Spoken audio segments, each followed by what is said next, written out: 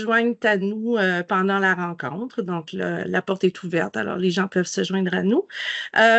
Chantal Pelletier, je suis coordonnatrice transfert et contenu à l'IRCM. Donc, je m'occupe beaucoup de faire de l'analyse statistique, mais surtout de transférer l'information pour que ce soit bien compris, simplifié, je dirais, là, parce qu'il y a des centaines de statistiques, des milliers de statistiques auxquelles on a accès. Maintenant, c'est de voir qu'est-ce qui peut avoir un impact réellement sur nous, à l'IRCM, ce qui nous intéresse, la persévérance scolaire et la réussite éducative. Puis je pense que c'est des dossiers qui vous tiennent très à cœur aussi. Pendant la rencontre, vous pouvez intervenir à tout moment. Il n'y a absolument aucun problème de mon côté. Vous levez la main, on fait simplement lever la main, soit la main virtuelle ou même la main réelle, là, parce que je vous ai bien devant moi. Donc, si jamais je ne vois pas votre main réelle, levez la main virtuelle, mais ça va me faire plaisir de répondre à vos questions, mais aussi, si jamais vous avez de l'information qui pourrait m'éclairer sur certains aspects, vous allez voir, des fois, on voit des statistiques puis on ne comprend pas parce qu'on n'est pas terrain, hein, vous l'êtes. Donc, si jamais il y a de l'information que vous avez envie de me donner pour que je comprenne mieux ce qui se passe par chez vous, vous êtes les bienvenus à le faire. On a 1 heure, donc c'est assez crunch, 1 heure là, pour la quantité d'informations qu'on a à donner. Donc, je vais y aller rondement. Mais je veux d'abord faire une petite intro. C'est le fait qu'avant de faire les portraits des différentes MRC, donc il y en a 13 en Montérégie, on a constitué le portrait global de la Montérégie à partir de 15 indicateurs. Donc, les 15 indicateurs qu'on a choisis, c'était lorsque moi, j'ai commencé à travailler à l'IRCM il y a un peu plus d'1 an. J'ai pris les indicateurs pour lesquels je croyais vraiment qu'ils allaient être parlants et qu'ils allaient vraiment avoir un lien très précis avec la persévérance scolaire. Au fil des mois, je me suis rendu compte qu'il y a des améliorations que je pourrais apporter à ces indicateurs-là dans les prochaines versions. Donc, dans les prochaines versions, on va parler de santé mentale, ce qu'on ne fait pas dans cette version-ci. Il n'y a pas beaucoup d'indicateurs santé. On va parler un petit peu plus de conciliation travail-études. Donc, il y a certains indicateurs qui vont disparaître parce qu'ils sont redondants les uns avec les autres, surtout quand on parle de faibles revenus des familles, enfants en situation de faible revenu. Donc, il y a des choses qui sont peut-être un peu redondantes. Donc, ça va évoluer au fil du temps. Mais je vous présenterai aujourd'hui donc ces indicateurs-là. Je vais vous expliquer comment les lire et quel genre d'impact ils peuvent avoir par chez vous. Et pour ce faire, on va, dans un premier temps, ce qu'on voulait faire, nous, c'était de voir un peu comment les MRC se situaient les unes avec les autres là, dans la Montérégie. On a donc fait un portrait général et on s'est dit que, bon, il y a des indicateurs qui sont qui sont des facteurs de risque, des indicateurs sociodémographiques, des indicateurs territoriaux qui sont un risque pour l'élève et il y a des facteurs qui sont des facteurs de protection. Alors, on a comme classé nos MRC, entre guillemets, juste pour voir où est-ce qu'il y a le plus grand amalgame de facteurs de risque. Parce que l'idée, c'est que quand il y a un facteur de risque à quelque part, ça n'affectera pas tant l'élève. Par exemple, l'élève provient d'une famille monoparentale. Si c'est seulement ça, il y a des grandes chances que l'élève ne soit pas affecté dans sa persévérance scolaire. C'est l'accumulation de plusieurs facteurs à un même endroit qui peut faire en sorte qu'on a de plus en plus de difficultés comme jeunes à poursuivre et à être motivés dans notre parcours scolaire. Alors, pour faire cette espèce de, je dirais, d'image de notre Montérégie, je vais passer vite, là, ce portrait-là, je vais vous l'envoyer, OK, le portrait de la Montérégie. Après la rencontre, je vais vous envoyer autant le portrait de la Montérégie que celui des jardins et avec un petit sondage de 2 minutes là, de satisfaction. Et l'enregistrement sera disponible sur le site web de l'IRCM. Je vais tout de suite vous le montrer là, parce que sinon, je vais l'oublier. Donc, quand vous allez sur irc-montérégie.ca, le webinaire va être disponible sous l'onglet Campagne, mercredi statistique. Bonjour aux personnes qui se joignent à nous.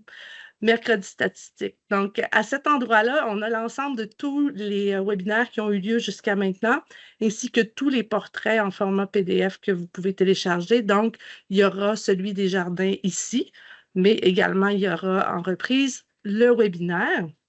J'en profite pour j'en profite pour vous inviter à participer aux journées de la persévérance scolaire. On a des beaux événements, notamment le lancement le 10 février, puis on a des beaux événements aussi sur les parcours scolaires. Donc, allez faire un petit tour sur notre programmation, là.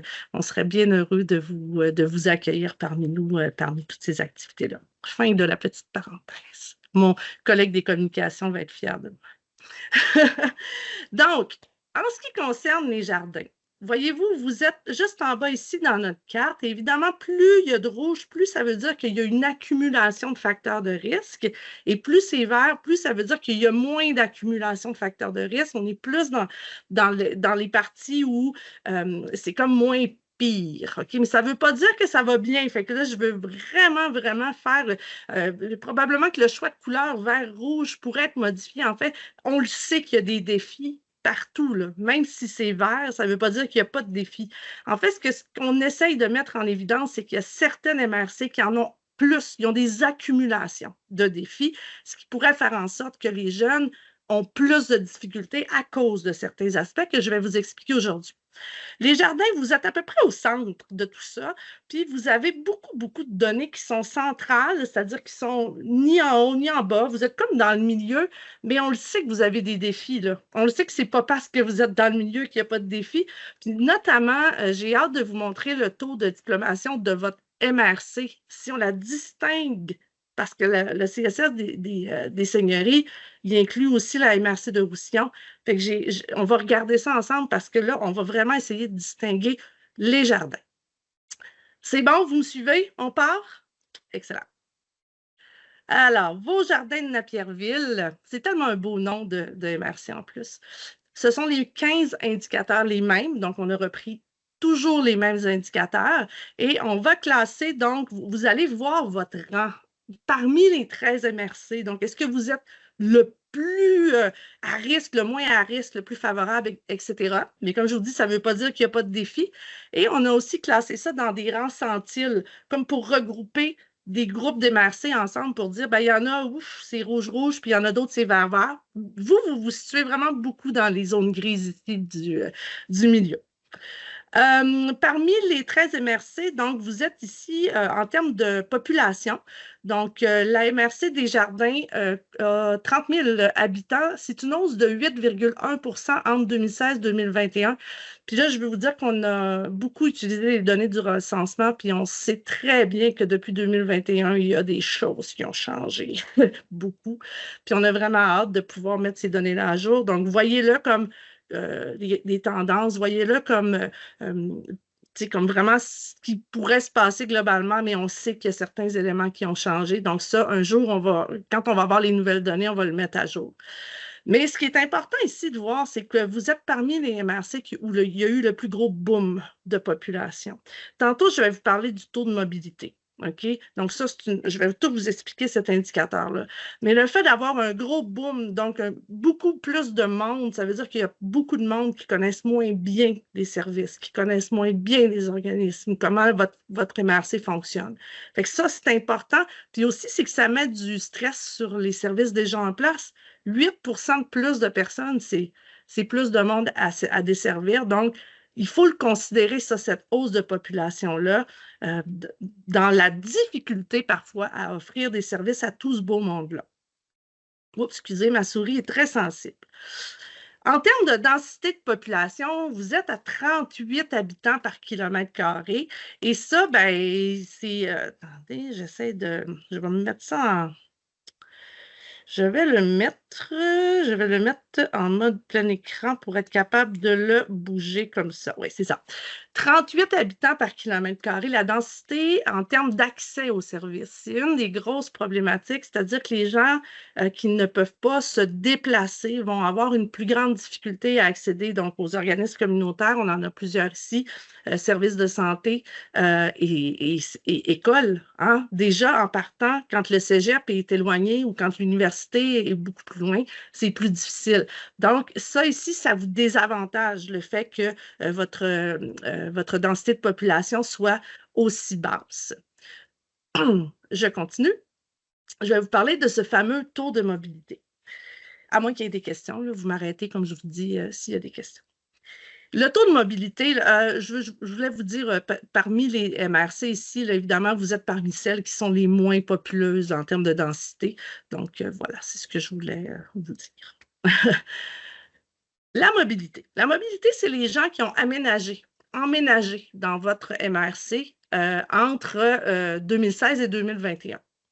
Puis, moi, je me suis demandé, oui, OK, c'est bien beau, là, il y a du monde qui a emménagé, mais c'est qui ce monde-là? En fait, il y a du monde qui ont déménagé pendant cette période-là. Donc, la question qui est posée au recensement, c'est est-ce que vous habitiez la même adresse il y a 5 ans? Fait que les gens répondent oui ou non. Mais ils viennent d'où?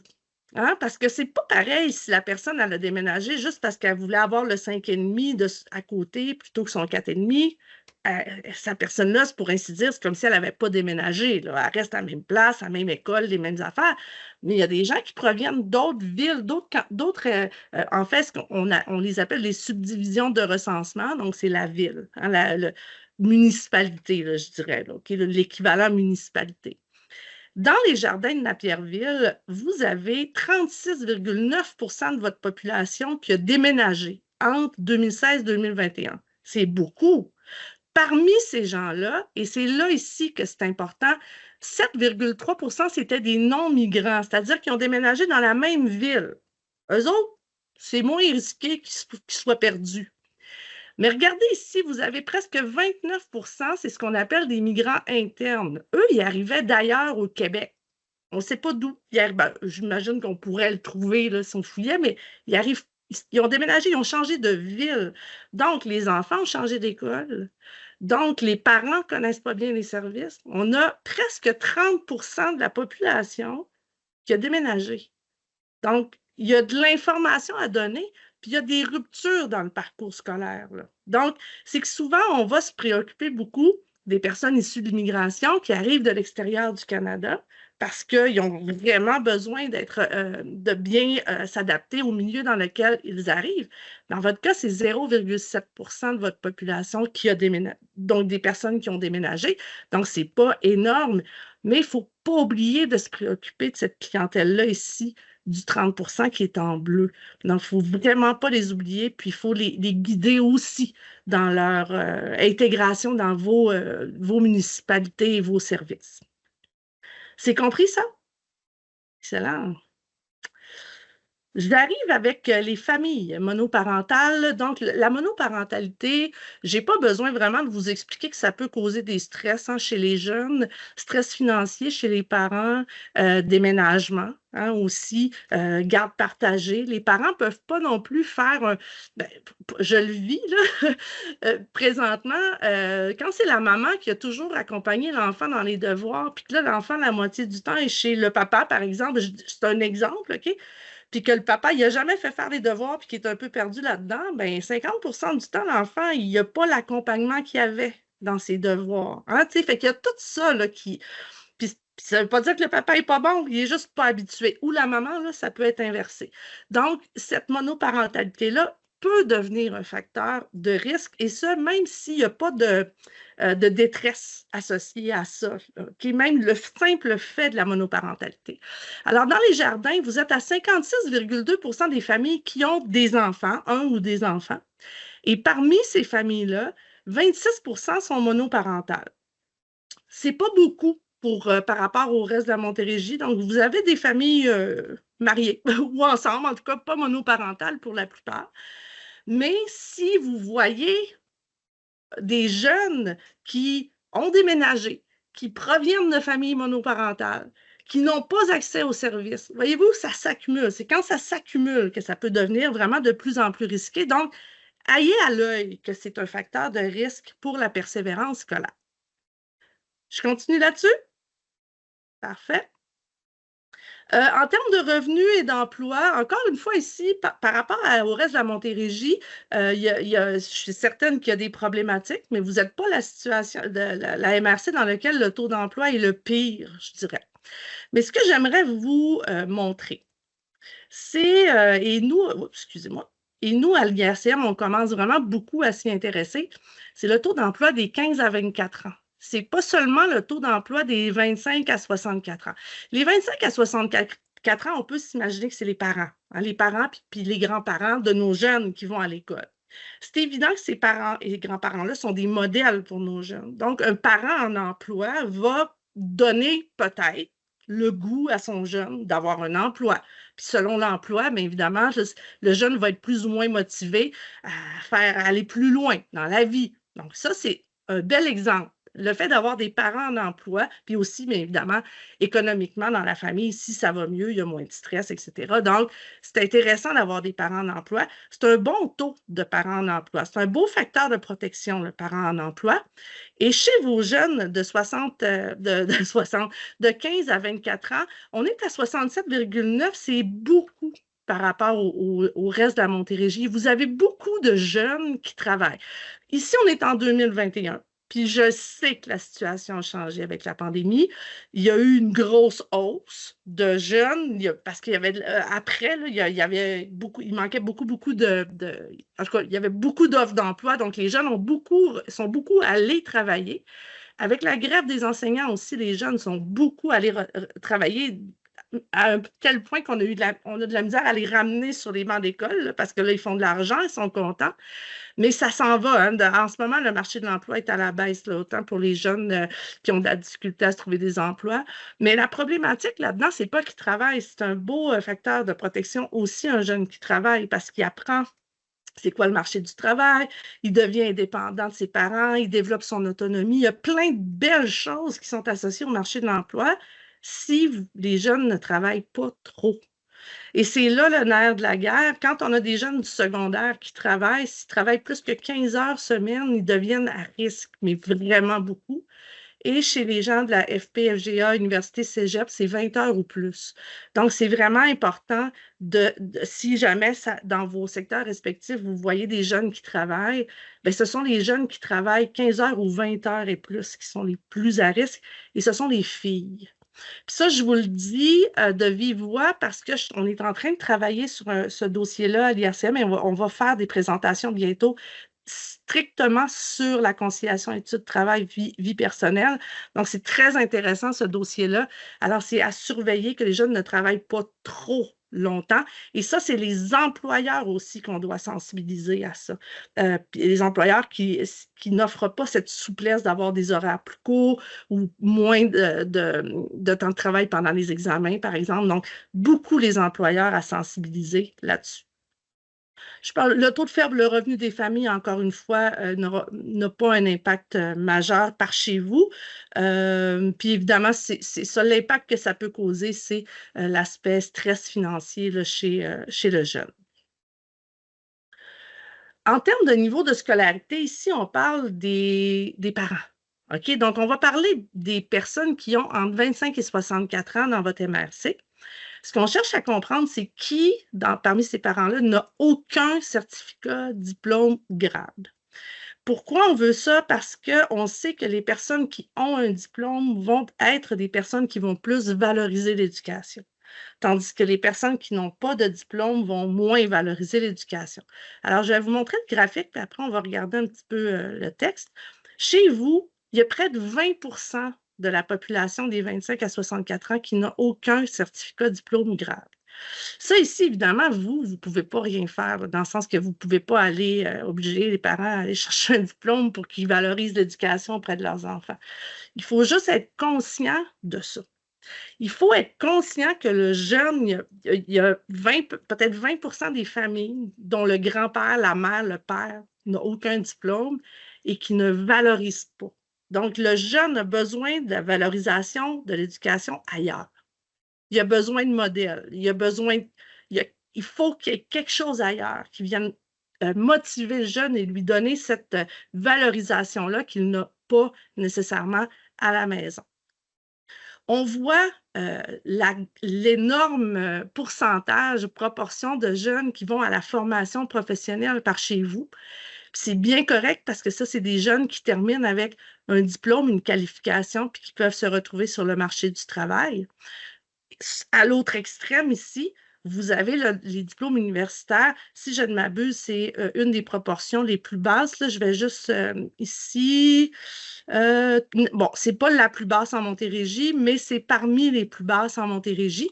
Donc, évidemment que selon les régions, puis selon les jobs, entre guillemets, qui sont disponibles et qui sont intéressants dans la région, c'est fort possible qu'un diplôme de formation professionnelle, ça soit très adéquat dans les jardins de Napierville, mais il y a peut-être un petit manque à gagner en termes d'universitaires parce qu'il y a quand même des postes à pourvoir là, qui demandent des diplômes universitaires. Fait que si on a un petit manque à gagner là, entre le diplôme secondaire et le diplôme universitaire, mais il y a peut-être une question aussi qui est en lien avec la distance avec les universités. Hein? Ah, je vois Mélanie qui me fait. Est-ce que je me trompe? Est-ce que c'est. Bon, ça, là, c'est le nerf de la guerre, puis vous n'êtes pas les seuls. C'est vraiment super important de sensibiliser les municipalités à cet aspect-là, parce que c'est clair qu'on le voit ici que les gens ne vont pas à l'université. Puis ça, ici, ce sont les gens qui habitent votre territoire, OK? C'est pas les commissions scolaires qui nous ont donné ces chiffres-là, c'est vraiment le recensement. Alors, c'est une problématique à regarder peut-être avec les municipalités ou les services de transport. Mélanie? Ben, c'est ça, je m'en allais dire, c'est beaucoup le transport, puis c'est qu'il y a beaucoup un exode des jeunes aussi ailleurs. Tant qu'à avoir beaucoup de difficultés avec le transport, puis à se rendre, ben, ils s'en vont tout simplement, puis souvent, ils reviennent pas. C'est ça, hein? Puis ils s'en vont Mhm. genre à Longueuil, ils vont s'en aller Mhm. en ville, finalement. Hein. C'est ça, puis ils ne reviennent pas. C'est vrai. Oui. Donc, puis ça, c'est la population qui habite chez vous. Donc, ce sont les plus vieux, là, je dirais. Donc, ceux qui reviennent, en fait, ceux qui reviennent, ceux qui restent, ils ont leur diplôme d'études secondaires. Puis ceux qui ont le diplôme universitaire, ben, sont comptabilisés dans Longueuil, puis dans Marguerite Diouville, etc. Ouais, je comprends votre. Puis, mais il y en a des endroits où ils ont mis des services de transport en place. Là, c'est quelque chose sur lequel je veux m'attarder aussi dans les prochains mois. Je voudrais prendre ces projets-là, puis peut-être faire une espèce de résumé de comment ça s'est réalisé, entre qui, de quelle façon, comment ça fonctionne, pour équiper un peu les MRC qui ont ces problématiques-là, puis qui n'ont peut-être pas de solution encore. Fait que ça, c'est quelque chose, c'est un dossier auquel j'aimerais m'attarder prochainement. Oui, clairement. J'aurais le goût de rajouter en fait que même pour les cours d'été, c'est un enjeu quand il n'y a pas d'école à proximité qui les offre et que les jeunes doivent se déplacer, par exemple, sur un autre territoire comme dans Roussillon. On a eu la chance d'avoir un beau projet avec la Maison des jeunes de Saint-Rémy qui a a offert du transport à ces jeunes-là qui voulaient avoir des cours d'été durant l'été pour continuer à progresser là, durant l'année. Fait que ça aussi, c'est un enjeu majeur, je dirais, pas uniquement pour les études postsecondaires, mais aussi pour la persévérance, le progrès durant l'été aussi, de La faciliter glissade de l'accès. l'été, là. Ouais, Exactement, ouais. exactement. Fait que ça aussi, c'est un enjeu. On sait que le transport, c'est un enjeu majeur dans notre territoire aussi, puis on espère qu'il y a des solutions structurantes qui vont se développer dans les prochaines années, en espérant qu'on va avoir plus de ressources pour le faire, Mm. mais ça reste un enjeu majeur, je dirais, C'est là, majeur, c'est puis transversal. oui, puis voyez-vous, nous, on parle aussi avec les préfets, on parle avec des élus, hein, puis souvent ils disent ouais, mais nous, on n'a pas tant rapport avec l'école, qu'est-ce qu'on peut faire? Tu sais? Mais c'est là, c'est comme si c'est comme s'ils découvrent à quel point ils ont un pouvoir sur la persévérance scolaire sans le savoir, les municipalités. Même quand on parle de santé physique, bien-être, etc., les parcs, les endroits où les jeunes peuvent faire du sport. Donc, santé mentale, là, je ne veux pas rentrer trop dans le détail, mais c'est aussi un dossier qui nous préoccupe énormément. Là. Donc, ça aussi, on va faire des présentations là-dessus. Mais notre rôle à l'IRCM, c'est vraiment que tous les acteurs qui gravitent autour des jeunes puissent comprendre l'impact qu'ils peuvent avoir sur la persévérance scolaire. Puis les MRC, les municipalités, les compagnies de transport, les services de transport peuvent avoir un gros impact. Je continue. Merci pour l'information. Hein. Ça tombe pas dans l'oreille d'une sourde. L'immigration. L'immigration de première génération. En fait, c'est que lorsque je suis arrivée à l'IACM, je me suis intéressée au taux de diplomation et j'ai réalisé que dans les cohortes dans le passé, les personnes issues de l'immigration, toutes générations confondues, diplômaient plus, faisait augmenter le taux de diplomation au Québec. parce qu'ils travaillent fort, parce qu'ils veulent rendre à leurs parents ce qu'ils ont reçu. Il y a toutes sortes de facteurs qui font en sorte que les jeunes issus de l'immigration travaillent vraiment fort. Mais ce n'est plus vrai que tous les jeunes issus de l'immigration font augmenter le taux de diplomation. On a réalisé dans les dernières 2 ans, je dirais 2, 3 ans, qu'il y a de plus en plus l'immigration a changé au Québec. On avait une immigration, je dirais plus, je ne suis pas capable de la qualifier, je n'ai peut-être pas les bons termes. En fait, c'est que maintenant, il y a plus de réfugiés au Québec. Et les réfugiés proviennent souvent de milieux où ils n'ont pas un background scolaire aussi étoffé que l'immigration qu'on avait auparavant, donc des demandes d'immigration. Hein. Donc, des jeunes qui ont vécu dans des camps de réfugiés, qui n'ont pas le passé scolaire que certains autres jeunes ont, donc de plus grandes difficultés à l'école. Alors, actuellement, il faut vraiment se préoccuper des jeunes issus de l'immigration de première génération, peu importe à quel moment il arrive. Ça veut dire qu'ils ne sont pas nés au Québec, en fait. Dès la 2e génération, donc, ils sont nés au Québec, 3e, etc. Là, on retrouve ce super écart de diplomation, c'est-à-dire que ces jeunes-là viennent encore beaucoup faire augmenter le taux de diplomation dans 2e, 3e génération. Mais la première génération, c'est vraiment plus difficile que c'était. OK? Puis c'est difficile pour tout le monde, les enseignants aussi. Il y a beaucoup plus de services à donner à ces jeunes. Donc, il y a beaucoup de soutien à donner, mais il faut vraiment s'en préoccuper. Dans la MRC des Jardins de Napierville, vous avez parmi donc les personnes issues de l'immigration, il y a 3,9 % de votre population qui est issue de l'immigration. C'est vraiment pas beaucoup. Là. C'est, quand on sait qu'il y a 12,8 % en Montérégie là, de la population. Donc, vous êtes parmi les plus faiblement populés par la population immigrante, mais vous avez quand même, parmi ces immigrants-là, vous avez quand même 4,9 % qui sont issus de la première génération. Et ça vous met quand même assez central. C'est une problématique. OK? Il faut vraiment vous y intéresser à ces jeunes-là. Je vais vous dire pourquoi aussi. Claire-Marie, je vous reviens. Quand je vais vous parler, voyons, je m'excuse, j'ai comme perdu ma pensée. Je vais y revenir, ça va me revenir. Oui, Claire-Marie. Ben, en fait, juste une petite précision. Les données, c'est vraiment les jeunes qui habitent sur le territoire, si je comprends Oui. bien. Parce que il y a des Ouais. écoles comme l'école secondaire Pierre Bédard qui accueillent des classes aussi de francisation avec des jeunes qui viennent d'un petit peu partout en pourtour et pas seulement de la MRC, pas seulement du territoire. Ça crée quand même un impact, je dirais, au niveau du vivre ensemble, nécessairement. Si on regarde qu'il y a seulement 3,9 % de la population qui est issue de l'immigration, alors qu'il y a des classes quand même de gens qui viennent d'un petit peu partout, ça crée, il y a un impact. Il y a un impact sur la communauté scolaire, mais sur aussi, je dirais, la municipalité en tant que telle. Là.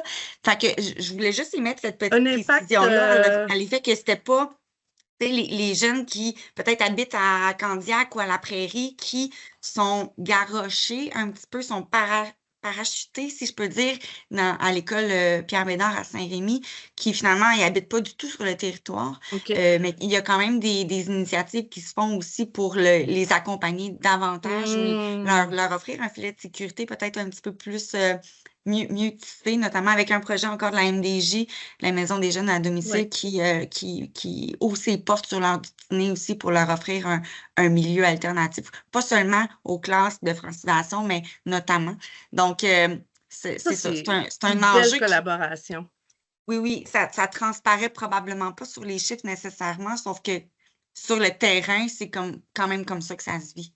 Bien, quand je vais vous parler des taux de diplomation, vous allez voir, nous, on fait faire un transfert par le groupe de recherche ECOB, qui est on travaille beaucoup avec le groupe de recherche ECOB, et eux, ils font le transfert des taux de diplomation à partir des centres de services scolaires et ils vont transférer plutôt sur où est-ce que l'élève habite, plutôt que où est-ce qu'il va à l'école. Fait que les taux de diplomation que je vais vous donner à la toute fin, c'est vraiment les taux de Jardins de Napierville, des élèves qui habitent sur votre territoire. Et ils vont donc être séparés de Roussillon. Parce que quand vous avez les taux de diplomation, d'habitude, ce sont les taux du centre de service scolaire, puis vous allez voir que c'est vraiment différent. Il y a quelque chose, il y a une grosse disparité entre les deux. Mais on va regarder ça ensemble, là. Puis moi, on va essayer de comprendre ensemble, mais tu sais, moi, c'est sûr que dans mes discussions au fil des mois, je veux comprendre encore plus. Puis là, ça m'aide beaucoup, Claire-Marie, ce que vous me dites, mais je vais essayer d'aller plus loin. Puis ça se pourrait même que je vous appelle à un moment donné pour qu'on jase un peu là, de votre réalité, pour que je comprenne encore mieux là, ce qui se passe. Puis encore là, puis, tu sais, une autre précision aussi, il y a certains jeunes du territoire des Jardins qui vont à Louis-Philippe Paré, par exemple, parce qu'il y a un programme international, ou, tu sais, donc qui quand même se promènent dans d'autres écoles, dans d'autres territoires aussi. Mais ce que je comprends, c'est que c'est vraiment le taux de diplomation en fonction du lieu de De son résidence, adresse. de son adresse. Puis encore là, c'est l'adresse Les parents. principale, parce Ouais. qu'on va se le dire, on parlait un petit peu tout à l'heure des familles monoparentales et tout, mais il y a beaucoup de jeunes que leurs parents sont séparés, que donc qui ne sont pas nécessairement sur le même Ouais. territoire non plus. C'est vrai, exactement. Bon, alors, beaucoup de réalités. Je vais vous dire aussi que dans votre MRC, les personnes issues d'immigration proviennent, qui sont arrivées nouvellement, là, entre 2016 et 2021, proviennent majoritairement du Mexique et des États-Unis. Donc, ce sont les deux principales communautés qui sont arrivées récemment par chez vous. Je vais retrouver ce que j'ai à vous dire par rapport à l'immigration. Je vais en reparler un peu plus tard. Le taux de connaissance du français, on va juste aller ici, c'est pas parmi les meilleurs dans la Montérégie, mais au-delà de la comparaison, vous avez 97,5 de votre population qui connaît le français. Et la connaissance du français, ça se définit par la capacité d'une personne à soutenir une conversation dans une langue ou une autre. Donc, 97,5 de votre population s'auto-déclare capable de soutenir une conversation. Donc, ça, c'est un chiffre du recensement. 60 parlent français uniquement et 37,3 français et anglais. Donc, il y a des bilingues à travers tout ça. Bon, je n'ai pas besoin de vous expliquer pourquoi le fait d'être capable de soutenir une conversation peut être important dans un parcours scolaire. On parle de conversation entre l'enseignant, les parents, etc. Donc, ce n'est pas juste l'enfant, hein. Il y a toute la communication avec les parents aussi qui est importante à ce niveau-là. Beaucoup moins de personnes que dans d'autres, que dans le reste de la Montérégie qui ne parlent qu'anglais. Et à peu près égal là, aux autres là, en ce qui concerne ni le français ni l'anglais. Donc, vous avez des problématiques qui sont similaires à un peu partout là, par rapport à la langue. C'est la langue de communication, je dirais, puis je vais y revenir par rapport à la littératie. C'est la simplification des communications qui devrait être votre mot d'ordre dans les communications. Et quand on arrive à la littératie qui est maintenant, la littératie, en fait, nous, ce qu'on regarde, c'est l'indice de littératie sous le niveau 3. Donc, pour être clair, le niveau 3, c'est d'être capable de lire des textes denses ou longs qui nécessitent d'interpréter et de donner du sens aux informations. C'est-à-dire pas mal tous les courriels que je reçois de l'école de ma fille ou les lettres. Là, Fait que ça ici, au Jardin de Napierville, vous avez 59,3 de votre population qui ne peut pas faire ça. Population de 15 ans et plus ici. Ce qu'on appelle les analphabètes fonctionnels. C'est évident qu'au fil du temps, hein, plus les gens vieillissent, on le sait là, que le taux d'analphabète fonctionnel est plus élevé chez les personnes plus élevées, plus âgées. Donc, ce taux-là tend à baisser. Donc, vous êtes passé en 2016 de 60 à 59,3. C'est un peu plus d'un point de pourcentage. C'est sûr que ça va continuer à baisser, mais ça baisse à raison d'1 point de pourcentage par année. Ça va être long, là. Fait qu'il faut en tenir compte. C'est essentiel dans les communications avec les parents de tenir compte du fait que ces personnes-là ne peuvent pas comprendre les pavés là, qui sont envoyés. Même l'inscription à l'école est difficile. Tout est difficile. C'est difficile pour moi, puis je ne peux même pas me mettre à la place parfois des personnes qui n'ont pas un niveau de langage, un niveau de littératie élevé. Donc, les communications simplifiées, les vidéos, pourquoi pas, des vidéos explicatives, essayer vraiment de simplifier les communications pour mieux comprendre les parents. Il y a aussi, ça ici, à prendre en cœur, je pense que vous êtes bien impliqués aussi là-dedans, dans ce genre de projet où vous allez accompagner, là je me trompe peut-être, là, je ne me souviens pas par cœur, je ne veux pas dire de niaiserie, vous me corrigerez si je me trompe, mais le fait que les parents n'aient pas un haut taux de littératie, ça fait en sorte qu'ils ne sont pas capables d'accompagner leurs enfants dans leurs travaux scolaires. Donc, on a des enfants qui sont tout seuls à se débattre, excusez. J'allais vraiment dire, à se démêler avec tout ça, puis il y a le mot démerder qui est sorti, je m'excuse, mais presque. En fait, à se démêler avec tout ça, il me semble qu'à prendre en cœur, vous avez des initiatives qui visent à aider les jeunes. Non, c'est vraiment des livres, je m'excuse, je suis mêlée. Là. Claudine, dites-moi ce que vous faites avec nos projets IRCM.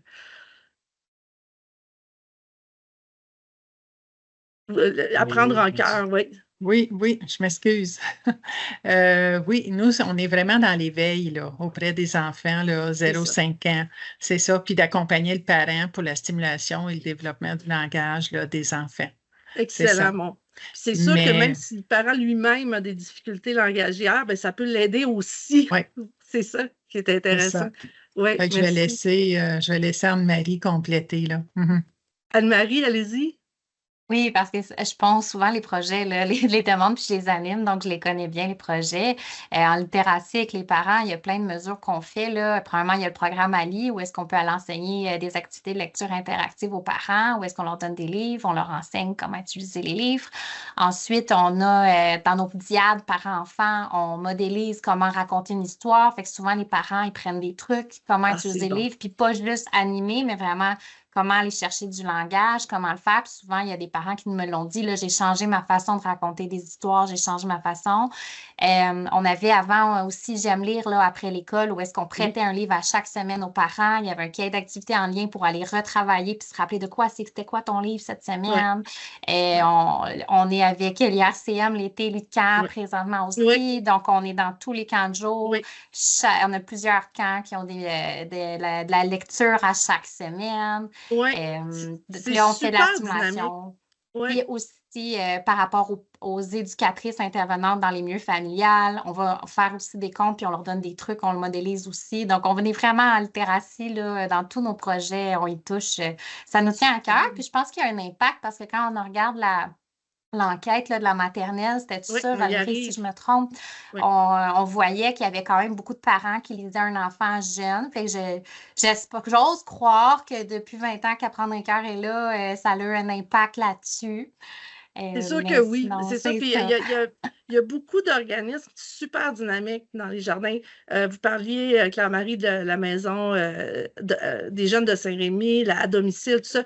Il y a tellement de belles choses qui se passent. Puis, en tout cas, moi, je trouve puis des belles collaborations au milieu scolaire avec le communautaire. Puis, il y a plusieurs endroits où c'est pas aussi facile la collaboration scolaire communautaire, où c'est plus difficile de faire cette collaboration-là. Fait que je trouve que c'est beau ce qui se passe par chez vous. Donc, on garde ça en tête, hein, que nos parents ont de la difficulté avec les pavés. Ici, en situation de faible revenu, vous avez 7,2 % de vos enfants qui sont de 0,5 ans, donc en situation de faible revenu. Faible revenu, donc peut-être moins de stimulation ou de possibilité d'aller dans des endroits où il y a des activités payantes, là, entre guillemets, là, ou éducatives, culturelles, etc.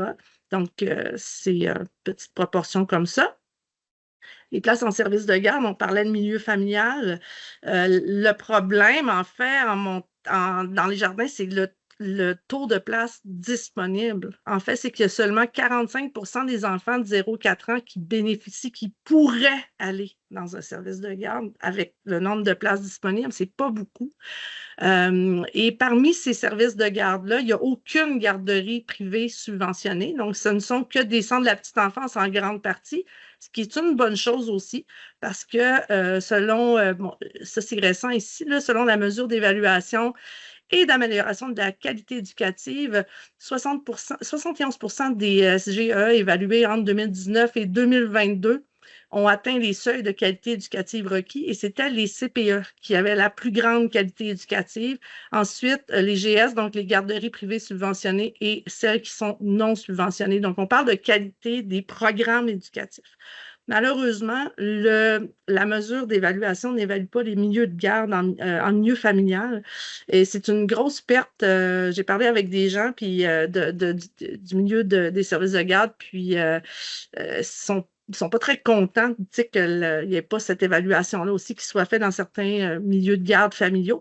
Donc, on n'a pas des résultats, mais le fait que la grande proportion soit des services de CPE, c'est encourageant. Maintenant, comment créer des services, des places, comment faire en sorte qu'il y en ait plus? Évidemment, ça, moi, je peux malheureusement pas vous guider là-dessus. C'est pas facile. Mais en fait, puis c'est ce que je vois, mettons, avec Apprendre encore puis avec d'autres, il faut compenser justement l'éveil des enfants qui n'ont pas accès à ces services de garde-là. Il faut compenser par d'autres services, ce que vous semblez faire avec beaucoup de doigté. Et on tombe aussi dans justement les domaines de vulnérabilité de l'ECDEM, l'enquête québécoise sur le développement des enfants à la maternelle. Donc, c'est une enquête qui a lieu depuis 2012. Regardez ici, là, c'est ça que ça veut dire. Ça, là, ici, là, c'est vous, OK? Puis ça, c'est contraire à toute la Montérégie. Vous êtes les seuls, ou à peu près, là, qui avaient une baisse comme ça. OK, je vous le dis, là. Félicitations. Vous travaillez fort. Évidemment, ici, vous avez des petites populations d'enfants. Donc, les nombres et les chiffres, il faut les interpréter avec prudence dans la mesure où, des fois, on rajoute 2 enfants, puis ça change le pourcentage beaucoup. Hein? Donc, il faut vraiment faire attention. Alors, il y a des petites étoiles, là, je vais vous le montrer, à côté des chiffres qu'il faut interpréter avec prudence. Mais ceci étant dit, l'interpréter avec prudence, même si on l'interprète avec beaucoup de prudence, il y a quand même une énorme baisse là, ici. Là. Même si on se dit que c'est 10 au lieu de 7, vous baissez. Là. En santé physique et bien-être, la vulnérabilité baisse. En compétences sociales, ça avait baissé beaucoup en 2017. C'est revenu, mais quand même à un seuil plus bas que 2012, ce qui est du pas vu nulle part. Là. Vraiment, là, il y a quelque chose des efforts que vous faites paye. La maturité affective, qui a peut-être des petites choses encore ici, là, ça n'a pas baissé beaucoup. Développement cognitif et langagier. Dans les 2 derniers ECDEM, vous étiez significativement plus élevé que le reste de la Montérégie et ce n'est plus le cas. Alors oui, Valérie, bravo. J'en ai des frissons, c'est pour vous dire, c'est parce que j'ai tellement présenté des portraits, vous avez vraiment des résultats impressionnants. Ce qui fait que, et habilité de communication et connaissance générale, 9,4. Vous n'avez même pas idée là, à quel point c'est bon. Là. OK? Parce que tout le monde, ça monte. On ne sait plus, les gens ne savent plus quoi faire, ils ne comprennent pas pourquoi ça monte, ça monte, ça monte, ça monte. Alors, vous avez une belle recette, puis je veux vous dire de continuer à faire ce que vous faites parce que c'est même partout au Québec, ça monte. Puis pourquoi ça monte? Bien là, vous pourriez aller voir sur le site de l'ECDEM, il y a plusieurs suppositions dans leurs documents. Les écrans, le stress, les familles qui se séparent, etc. Donc, il y a plusieurs suppositions du pourquoi il y a cette vulnérabilité-là. Mais c'est vraiment impressionnant de voir les résultats que vous avez dans votre région.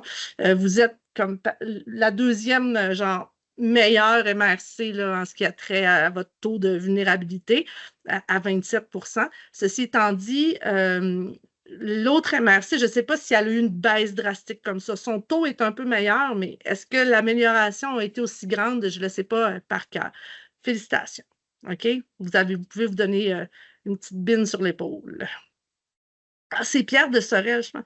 Des rares MRC aux côtés de Beauharnois, Salaberry de Pierre de Sorel, où la vulnérabilité a baissé. Vous êtes vraiment parmi les rares là, avec ces 2 MRC-là. Je continue? Ben, c'est le fun. Je suis contente d'avoir en plus des organisations qui travaillent avec les enfants, puis qui peuvent voir leurs résultats directement. Dans le profil scolaire, j'ai voulu mettre l'indice IMSE, qui est l'indice de milieu socio-économique. C'est un indice qui est un petit peu controversé parce qu'il ne reflète pas toujours la réalité.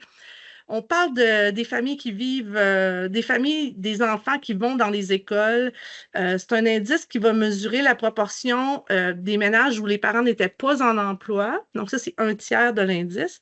Puis le 2/3 de l'indice, c'est si la mère a un diplôme. Donc, pas les parents, la mère, parce que c'est la mère, selon l'indice, qui a un impact le plus grand sur la persévérance des enfants et sur le développement scolaire des enfants. Alors, c'est un indice qui va de 1 à 10 et considéré comme, c'est entre 8 et 10, OK, officiellement, que les jeunes sont considérés comme étant en milieu défavorisé. Et à ce moment-là, le gouvernement a décidé de mettre en place des mesures particulières pour aider les élèves à réussir, mais ils se sont rendus compte que les 7, même si ce n'est pas officiellement de faible milieu défavorisé, ceux qui ont 7 aussi, ils ont décidé de les rentrer dans cette aide-là. Donc, au Jardin de la Pierreville, vous avez un indice quand même pas mal bas, OK? Donc, moyen là, dans vos écoles. Au primaire, vous avez 6,4. Donc, ça veut dire qu'il y a. En fait, ce que ça veut dire, c'est qu'au primaire, il y a presque 50% ou la moitié de vos écoles primaires qui vont se situer dans ces rangs-là, entre 7 et 10, et ça représente à peu près 40% des enfants. Et au secondaire, il n'y a aucune école, il y a 0 école. Vous avez des écoles secondaires sur le territoire des Jardins, hein, c'est ça. Je m'excuse des fois, là, je deviens un peu, il y a tellement, mais il y en a 0% de ces écoles-là qui sont situées dans le 7 à 10. Donc, il y a 0 élèves du secondaire qui bénéficient de mesures spéciales du gouvernement pour l'aider. L'IMSE, on le met dans un facteur de risque dans le sens où ça veut dire qu'il y a eu beaucoup de milieux défavorisés. Mais en même temps, c'est un facteur de protection parce que les élèves ont droit à des mesures supplémentaires de soutien de la part du gouvernement. C'est comme une arme à double tranchant. Puis, à partir du moment où les écoles commencent à faire mieux ou où le milieu autour des écoles est mieux, bien, les écoles perdent ce soutien-là. C'est comme quelque chose d'un peu... Claire-Marie? Oui, ben je parlais justement de ces indices-là en lien avec les écoles primaires hier avec un partenaire municipal. Puis, on a des municipalités où est-ce que l'indice de d'IMSE va être autour de 10 dans une école d'un petit village d'une communauté rurale. Oui. Puis, en fait, il m'expliquait que en fait, non. Moi, je lui ai expliqué que ces indices-là sont aussi calculés en fonction de la diplomation de la mère Oui. et que, ben, dans notre territoire, il y a beaucoup d'agriculteurs qui vont peut-être avoir des conjointes sans nécessairement de diplôme et qui ne vivront pas nécessairement dans une situation économique problématique, Exact. mais que ça a un impact sur la taille des classes. Donc, qui vont pouvoir accueillir moins de jeunes dans leur classe, autour de 22 versus 28 dans des classes parce que l'indice est plus élevé. Mais là, ça a un impact aussi sur le développement ou la densification des municipalités parce qu'ils veulent le faire de façon logique et efficace, mais sans nécessairement savoir non plus comment est-ce que les écoles vont faire pour absorber si, admettons, il y a du développement locatif, résidentiel, puis qu'il y a des nouvelles familles qui viennent s'installer sur le territoire. Fait que ça crée certains enjeux parce qu'après ça, admettons qu'il y a du développement qui se fait, qu'il y a des familles qui viennent s'installer, que l'école n'a pas la capacité d'accueil de ces nouvelles personnes-là, de ces nouveaux élèves-là, mais eux autres, ils vont être garrochés encore là, parachutés dans d'autres écoles primaires du territoire. Et là, ça crée un impact de plus sur leur santé physique, santé mentale et tout. Donc, en tout cas, que c'est un élément qui est à prendre en considération aussi et qui va avoir un impact sur une panoplie d'autres choses reliées à la santé de ces jeunes-là.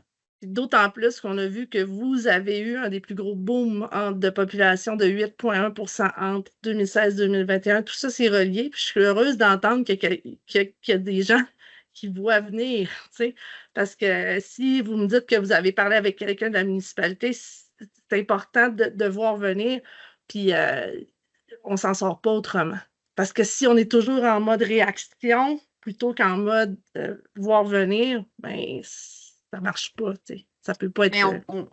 on peut lire aussi dans le PEVR du Centre de services scolaires des Grandes Seigneuries que par année, il y a une augmentation de 650 élèves à la grandeur du centre de services scolaires. Donc, ça couvre Jardin de Napierville, mais ça couvre aussi Roussillon. Là. Mais quand même, qu'il y a un besoin de plus d'écoles, de plus de locaux pour accueillir ces augmentations-là de population. Fait que oui, c'est un enjeu pour les municipalités aussi. Puis, c'est un défi, en fait, de vraiment pouvoir avoir un lien municipal, scolaire, pour pouvoir planifier la densification, mais planifier aussi l'accueil de ces élèves-là pour que ça soit fait en douceur, puis que ça soit pas un facteur de risque de plus sur la santé mentale des jeunes en augmentant le stress des jeunes. Mais tu sais, on sait que la surpopulation dans les écoles aussi, ça crée un sentiment d'insécurité important et on le vit déjà là, dans nos écoles primaires, mais surtout dans nos écoles secondaires. Fait que c'est un élément à prendre en considération. Fait qu'on, moi, c'est un peu mon rôle de voir comment est-ce que je peux améliorer la communication entre le secteur municipal et le secteur scolaire, parce que je porte le chapeau intervenante pivot école en santé. C'est ça, hein? C'est ça que j'allais vous demander. Mais aussi comme agente de promotion des saines habitudes de vie auprès du secteur municipal. Mais c'est un défi. J'irais de savoir avec qui communiquer, de quelle façon le faire. En tout cas, c'est de la poutine. Je vais faire ça vite, puis Mélanie, on va faire ça vite parce que je voudrais pas trop dépasser mon temps, mais j'ai une collègue qui travaille actuellement sur le dossier santé bien-être, puis on est en train de mettre justement en place une série d'informations qu'on va probablement rendre disponibles à l'automne, justement sur ça. Avec qui communiquer pour mettre en place quoi? Puis c'est justement ça qu'on est en train de faire. C'est intéressant. Mélanie? C'est tellement géométrie variable d'un centre de service scolaire à l'autre. Oui, ça aussi, absolument. Mélanie? Moi, je voulais juste ajouter que sur notre territoire, les écoles secondaires ont souvent joué au yo-yo dans la cote de défavorisation des deux écoles. Fait que, tu sais, c'est une année, on avait des mesures, l'autre année, on n'avait pas. Puis là, ça s'est stabilisé dans le sens qu'il y a beaucoup de nouveaux développements. Puis c'est à partir de là que les cotes ont commencé à baisser et à rester basses. Mais si on regarde sur le territoire, il y a quand même beaucoup de personnes qui tombent d'une école primaire cotée très élevée, qui se retrouvent et puis ils ne sont pas accompagnés ou ils n'ont pas l'accompagnement nécessaire, là, justement, là, ils n'ont pour plus les services. les personnes plus vulnérables, c'est ça. C'est ça. Je prends une dernière intervention de Marie avant de continuer. C'est une dernière intervention que je trouve pertinente puis qu'on ne voit pas vraiment dans les mesures. C'est pas évalué, mais c'est quoi le taux de mobilité du personnel des écoles au niveau autant des enseignants, mais avoir un enseignant en anglais, avoir même les directions. Moi, à Saint-Bernard, on est rendu à la 4e direction différente depuis que mes enfants sont rentrés. Là. Les orthophonistes, on n'en a pas dans l'école Sainte-Clotilde qui est cotée à 10. Aucune orthophoniste assignée cette année. C'est la même chose à Saint-Romain, c'est la même chose à Saint-Bernard. Aucune orthophoniste. Puis même s'il y a un poste, les heures coupées, les gens changent. Donc, non seulement on a des cas de défavorisation, mais on a aussi un personnel qui change tout le temps. Les équipes qui doivent se réadapter, la possibilité de se faire couper des classes, donc les profs n'ont pas envie de rester parce que si tu fais dire une année, on va mixer. Tu sais, à Saint-Bernard, on n'est pas assez des fois pour faire une classe. Fait que c'est des facteurs aussi qui influencent l'accompagnement des parents puis des élèves, le manque de stabilité. Puis c'est la même chose pour les milieux familiaux. Là, je veux rajouter, on ne peut pas ajouter, j'ai déjà fait des démarches pour voir est-ce qu'on peut avoir d'autres milieux familiales. Puis le problème, c'est qu'on peut pas on recrute pas. On recrute pas d'éducatrices, puis elles non plus ne restent pas. C'est pas stable. On manque de stabilité, les gens restent pas en place. Donc, même si on va avoir des places, puis ça peut avoir un impact après sur le taux de diplômation de la mère parce que c'est dur d'aller avoir un diplôme si tu peux pas faire garder tes enfants. Fait que c'est tout plein de petits facteurs qui affectent la réussite. Même aller chercher les services parce qu'ils sont pas disponibles à l'école, ben écoute, un psychologue, un orthophoniste, il faut prendre la route, là. Pour y aller, là, les chercher dans le privé, là, ces services-là aussi. Là, c'est pas toujours disponible à côté. Là, fait que tout ça s'accumule. Il n'y en a pas au privé. Si tu veux, il faut que tu te rendes à aller comme Candiac, C'est ça, c'est Saint-Jean, ça. et là, tu n'as pas de transport en commun. Non, Donc, c'est encore exact. l'enjeu du Encore transport. l'enjeu du transport. Le transport, la mobilité, là, ça l'affecte beaucoup de choses pour nos familles. C'est des gros défis, hein? Fait que c'est vraiment important comme Claire-Marie le disait, d'être en contact avec les milieux municipaux. Hein? Communautaire, municipal, scolaire, santé, là, ça ne peut pas être même le milieu des affaires, hein, dans une certaine mesure, pour l'emploi, etc. Je vais vite, OK, parce que je ne vais pas vous retenir trop longtemps. En termes d'élèves HDA, en fait, les élèves en difficulté d'adaptation, d'apprentissage, situation de handicap, il y a une énorme différence de taux de diplomation après 7 ans. Donc, c'est-à-dire que ces jeunes-là, souvent, vont prendre encore plus de temps à diplômer. Ils ne rentrent pas dans les statistiques de diplomation après 7 ans. Il y a 21,4 de vos jeunes qui sont diagnostiqués. On sait bien qu'il y en a plusieurs qui ne le sont pas. Donc, c'est un élève sur 5 au minimum dans les classes qui a un diagnostic HDA. Alors, ça a un impact quand même important sur le taux de diplomation, mais aussi sur les enseignants, sur le système scolaire, sur les services à offrir. C'est un peu, bien, voyez-vous, je ne veux pas vous dire que vous êtes chanceux, vous avez seulement 1 sur 5. Il y en a, c'est vraiment plus difficile, mais c'est ça. Vous êtes parmi les moins élevés de la région. OK, je tombe dans le taux de diplomation. Puis là, je veux vraiment bien vous expliquer les 2 indices dont je me sers. OK? Le premier, c'est le taux de diplomation au secondaire après 7 ans. Puis ça, il faut vraiment bien le comprendre parce que le deuxième, c'est le taux de sortie sans diplôme. C'est vraiment 2 indicateurs complètement différents.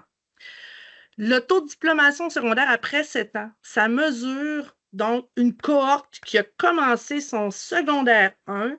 La dernière cohorte pour laquelle j'ai les chiffres, moi, là, je vais vous expliquer pourquoi c'est celle-là, c'est 2015. Donc, ils ont commencé leur secondaire 1 en 2015 et 7 ans plus tard, le gouvernement regarde qui a obtenu son diplôme. Et par diplôme, ici, on parle de toutes les qualifications de secondaire. Formation générale des adultes, formation professionnelle. C'est inclus là, dans ce taux de diplomation-là. Qu'est-ce que ça n'inclut pas? Ça n'inclut pas tous les élèves qui sont arrivés en milieu de secondaire ou après le secondaire. Donc, tous nos élèves issus de l'immigration de première génération qui sont arrivés en secondaire 2, 3, 4, 5 ne sont pas inclus dans ce taux de diplomation-là. Ils ne sont pas inclus, donc on ne le sait pas. Ces élèves-là, on le sait pas, ils ne seront jamais inclus dans aucun taux parce qu'ils ne sont pas arrivés en secondaire 1. Ces élèves, par contre, sont inclus dans le taux de sortie sans diplôme. Le taux de sortie sans diplôme, ils font l'inverse. Ils ne se préoccupent pas de savoir à quel moment l'élève a commencé son secondaire. Ils veulent savoir, à la fin de l'année 2021, ceux qui ont quitté l'école, combien n'avaient pas de diplôme. Ça inclut tous nos élèves de première génération qui sont arrivés en 2e, 3e, 4e secondaire, tous ceux qui sont déménagés, tous les gens qui sont arrivés du Nouveau-Brunswick. Ils sont là, ils sont dans le taux de sortie sans diplôme.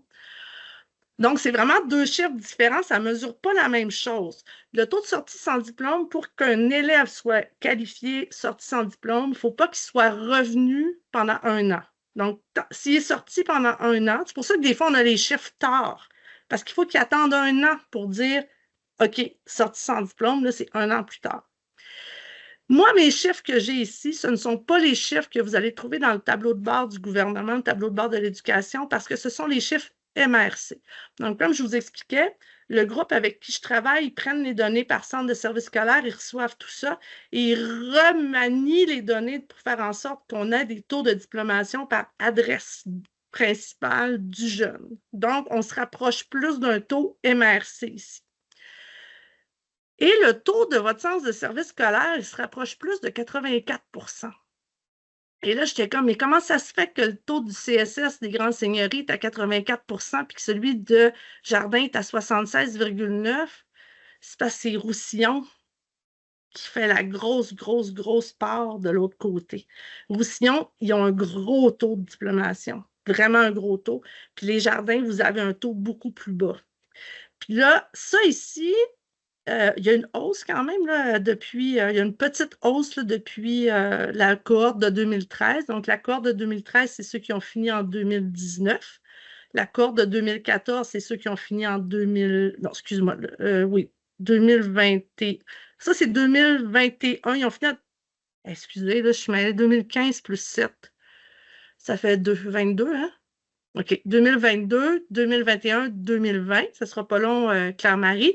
Donc, vous avez ici, ceux qui ont fini en 2022, 77% de jeunes qui ont diplômé en dedans de 7 ans et contre 75,3. Puis juste avant, là, Claire-Marie, là, j'essaie de comprendre ces données-là parce que habituellement, le taux de sortie sans diplôme, il est quand même assez proche de la différence entre 100 et 77. Tu sais, comme normalement ici, si j'ai 77 qui ont diplômé, ça veut dire que j'en ai 23 qui ont pas, 23% qui n'ont pas diplômé. Fait que 23%, d'habitude, le taux de sortie sans diplôme, il ressemble à ça. Il va tourner, mettons, entre 20 et 20. Tu sais, il va tourner autour de 20 peut-être. Mais là, il est à 16, votre taux de sortie sans diplôme. Ça veut dire qu'à la fin de chaque année scolaire, il y a 16% de vos jeunes qui sortent sans diplôme. 16, là, c'est pas 23, là. 16%, c'est beaucoup moins. Donc, les gens qui sortent sans diplôme, il y en a beaucoup moins qu'on pourrait penser en voyant le taux de diplomation. Puis là, Claire-Marie, là, je vais vous laisser parler après, là, mais c'est parce que je réfléchis à mon affaire. Est-ce que ça se pourrait que dans les écoles secondaires, vos enseignants soient vraiment bons pour motiver les jeunes à poursuivre, pour vraiment les enligner vers des parcours peut-être où ils vont réussir à sauver le jeune qui ne décroche pas, mais ça y prend plus que 7 ans. Ça se peut-tu, ça, que ça soit le genre de situation? Fait que, Claire-Marie, je vais vous laisser dire ce que vous vouliez dire, puis on verra après pour si j'ai une intuition qui se valide. Je sais pas. J'ai pas tant d'hypothèses que ça. Je pense que le Carrefour Jeunesse Emploi qui est présent sur le territoire à Saint-Rémy a peut-être un impact positif significatif là-dessus. Je sais pas. L'autre chose, il faut pas oublier que sur notre territoire à nous, on n'a pas de centre de formation professionnelle. Donc, les jeunes qui veulent avoir un parcours en formation professionnelle doivent sortir du territoire en transport, et trouver une solution de transport pour se rendre dans une école, je ne sais pas moi, à la Prairie, à Châteauguay ou ailleurs. À moins que je me trompe, là, vous me corrigerez mes collègues, là, mais à ce que je sache, il n'y a pas de formation professionnelle. Fait que c'est sûr que ça crée un frein, une difficulté de plus. Fait que peut-être que ça prend plus de temps avant qu'ils sortent avec un diplôme. Parce que, ben justement, il faut qu'ils s'organisent pour trouver des solutions pour, justement, réduire ces freins-là à l'accessibilité aux formations professionnelles, qui sont quand même, je pense, qui sont considérables aussi quand on considère le taux de diplomation. Fait que, moi, j'ai ça en tête. Pour une petite parenthèse, en plus, considérant le taux de jeunes qui travaillent, fait que c'est probablement que les jeunes travaillent, font leur formation professionnelle à temps, comme, pas à temps partiel, mais quand ils peuvent. Mais c'est plus long. Fait que moi, je pense que vous avez un taux de diplomation réel qui est plus élevé, mais après 8 ans. C'est pas après 7 ans. Puis c'est pour ça que j'ai comme l'impression que c'est décourageant. Moi. Oui. Pardon? Ben, c'est ça que je disais, je trouve ça très encourageant quand même parce que l'intérêt, c'est d'avoir une diplomation qualifiante ou un diplôme qui va finir par, en tout cas, par mener un projet de vie intéressant. Fait que même si ça prend plus de temps, je trouve que c'est une donnée qui est vraiment à garder en tête quand même. Mais c'est pour ça. Puis c'est pour ça que le taux, c'est ça, les deux ensemble nous donnent plus d'informations que juste un ou l'autre. Mais je veux juste vous dire que ce qui est inquiétant, là, c'est l'écart de diplomation entre les garçons et les filles. Vous avez 16 points d'écart. C'est le plus grand écart de la Montérégie. 68. Vos filles, là, elles diplôment à 85 là. C'est super, là, vos filles, ça va super bien. c'est ça, c'est la formation professionnelle, Claire-Marie, qui n'est pas accessible, comme vous venez de le dire. Parce que, bon, je ne veux pas être sexiste ou quoi que ce soit, là, je ne veux pas genrer les choses, mais il y a vraiment beaucoup de garçons qui s'en vont en formation professionnelle dans des milieux plus ruraux. Puis, on pourrait s'attendre probablement à ce que ces jeunes-là, effectivement, iraient en formation professionnelle. Puis, peut-être qu'ils ne vont pas suffisamment parce que c'est trop loin, mais c'est intéressant, c'est vraiment intéressant, là. C'est des hypothèses, on n'est pas dans le... On ne le sait pas, là, on n'est pas dans la théorie. Oui, Mélanie. Avant, on le remarquait beaucoup parce que les gars lâchaient pour travailler sur la terre. C'est ça. Fait que je ne sais pas jusqu'à quel point maintenant c'est d'actualité, là, mais avant, je travaillais à la Maison des jeunes, puis c'était tout le monde. Il y en avait beaucoup, beaucoup, puis on le remarquait aussi, le taux d'absentéisme Ouais. au début de l'année, à la fin de l'année, C'était les lors gars, hein? des récoltes, puis tout ça, là, il y a des classes qui se vidaient. C'est Puis là, moins voyez-vous, pire, là, mais le- ça peut le- jouer. le problème, là, c'est que vos gars, ils diplôment moins, vos filles diplôment beaucoup plus, mais les gars diplôment moins, puis l'écart est de plus en plus grand. Fait que ça, c'est quelque chose auquel il faut s'attarder, vos gars. Puis, je ne sais pas comment ça se peut de mettre en place un local de formation professionnelle. Je n'ai aucune idée dans quelle mesure c'est quelque chose qui est complexe, mais peut-être juste comme essayer de titiller l'intérêt des personnes qui mettent en place ce genre de service-là. Ça serait vraiment une bonne idée parce qu'on a des jeunes qui ont besoin de ça, hein, chez vous.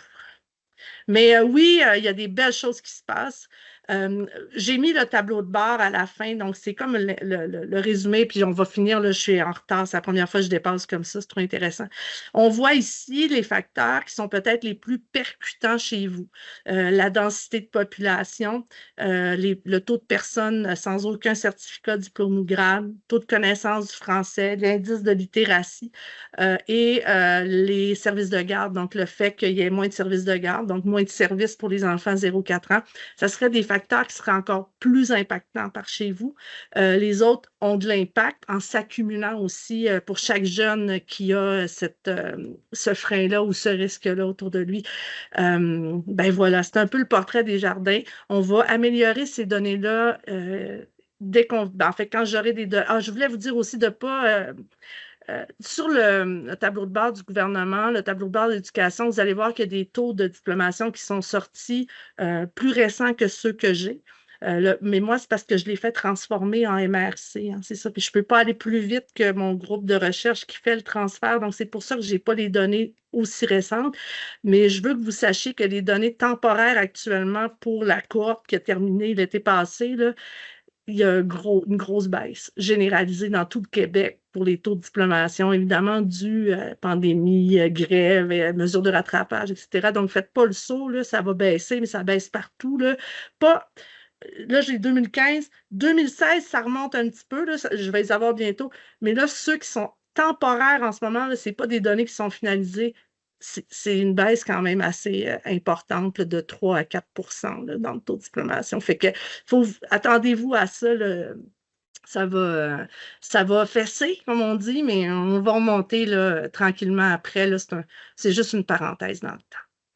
J'espère que ça vous a plu aujourd'hui. En tout cas, moi, j'ai adoré ça, là, mes discussions avec vous. Je vous remercie d'avoir été là. Est-ce que vous voulez dire une dernière petite chose avant de partir ou dernier commentaire avant que je vous laisse dîner? Ben, merci pour ces données-là. Pour notre territoire de MRC, je pense que c'est important d'avoir des données très locales. Je pense que ça va nous être utile pour nos réflexions, puis peut-être nos orientations, nos actions. Vraiment super intéressant. Merci beaucoup. Puis on va peaufiner, puis on va vous donner encore plus d'informations au fil du temps, là. Merci beaucoup de votre intérêt. Merci pour toute l'information que vous m'avez donnée. Moi, je garde vos noms. Je vous envoie tout de suite, là, au début d'après-midi, le mini-sondage, puis les documents pour que vous puissiez avoir ça entre les mains. Puis regardez là, notre programmation pour les journées de persévérance scolaire. Puis, moi, je suis Merci beaucoup. intéressée aussi, Chantal, par qu'est-ce que tu as mentionné tantôt là, pour le CET, travail. Là, oui. voyons, je m'excuse, je perds mes mots, là, mais tout ce qui est le lien là, travail-école, OK. pour la table jeunesse. Mélanie, en bas de notre site web, attends, je vais retourner sur la page d'accueil là, du site web. Partout sur notre site web, là, dans le bas de la page, vous avez le bouton pour vous abonner à notre infolette. Donc, OK, l'infolette va donner toute cette information-là. On va parler de chacun des webinaires statistiques qui s'en viennent. parfait. Donc, c'est la meilleure façon de rester informé là, pour être sûr de tout savoir sur nous. Merci. Merci à vous. Au plaisir de vous voir en personne un jour. Puis, écoutez, bonne fin de journée puis bon dîner tout le monde. Merci Merci beaucoup. beaucoup. Merci. Merci. Au revoir. Bye. Bye.